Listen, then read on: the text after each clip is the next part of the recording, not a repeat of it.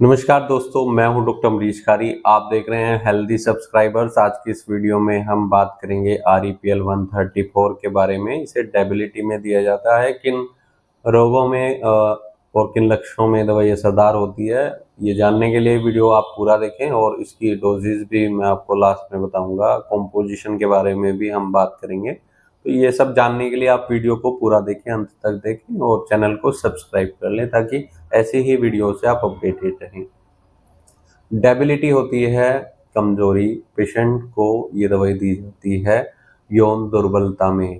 पुरुषों में अगर पेशेंट को सेक्सुअल वीकनेस की शिकायत आ रही है या इम्पोटेंसी है, या पेशेंट को डिज़ायर तो होती है लेकिन पेशेंट सेक्सुअल एक्टिविटीज़ के लिए एबल नहीं हो पाता है, पेशेंट के अंदर इतनी ज़्यादा कमजोरी होती है कि उसको इरेक्शन में परेशानी आती है, इरेक्शन बिल्कुल ना हो रहा हो या बहुत कम हो रहा हो या नॉर्मल से भी कम आ रहा है इरेक्शन। ओल्ड एज के लोगों में भी कई बार ये शिकायतें देखी जा सकती हैं कि उनको वीकनेस की शिकायत आ गई है और पेशेंट को डेबिलिटी की शिकायत आ गई है, जिसके कारण पेशेंट को इरेक्शन उतना नहीं हो पाता है। प्रीमेच्योर इजैकुलेशन की शिकायत आ रही है, इम्पोटेंसी कई बार हो जाती है। तो ऐसे केसेस में ये दवाई बहुत इफेक्टिव रहती है।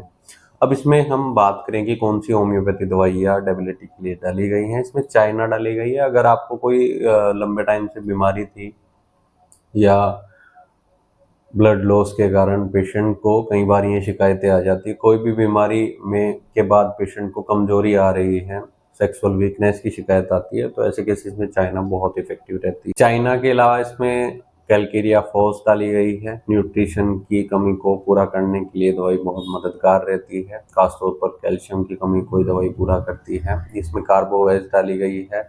स्टमक या फिर एब्डोमेन डिस्टर्बेंस के कारण पेशेंट को कोई भी तकलीफ आ रही है तो उसको ठीक करने में मददगार रहती है, डाइजेशन को कंट्रोल करती है, ओल्ड एज के लोगों के लिए बहुत इफेक्टिव रहती है। इसके अलावा इसमें सेलेनियम है, एसिड फॉस है और पिक्रिक एसिड है। ये दवाइयाँ बहुत इफेक्टिव रहती हैं सेक्सुअल वीकनेस के लिए, लॉस ऑफ सेक्सुअल पावर के लिए, इरेक्शन अगर पेशेंट का कम हो रहा है, इरेक्टाइल डिसफंक्शन में, और ये दवाई दी जाती है प्रीमेच्योर इजैकुलेशन में। इन सब तकलीफ़ों में दवाई बहुत असरदार रहती हैं। लेकिन अगर आपको ऐसी कोई परेशानी नज़र आ रही है अपने अंदर या किसी नॉन के अंदर, तो आप होम्योपैथी डॉक्टर से एक बार कंसल्ट कर ले। हो सकता है आपको कुछ और दवाइयों की भी ज़रूरत पड़े। बिना डॉक्टर की सलाह के कोई भी होम्योपैथी दवाई नहीं लेनी चाहिए। हो सकता है आपको कुछ और दवाई दी जाए, किस चेकिंग करने के बाद आपको रूट कोज के बाद ये शिकायतें आ रही है, मतलब किस रूट कोज के बाद ये शिकायतें आ रही है, उस पर वर्क करती है होम्योपैथी जड़ से ठीक करने के लिए।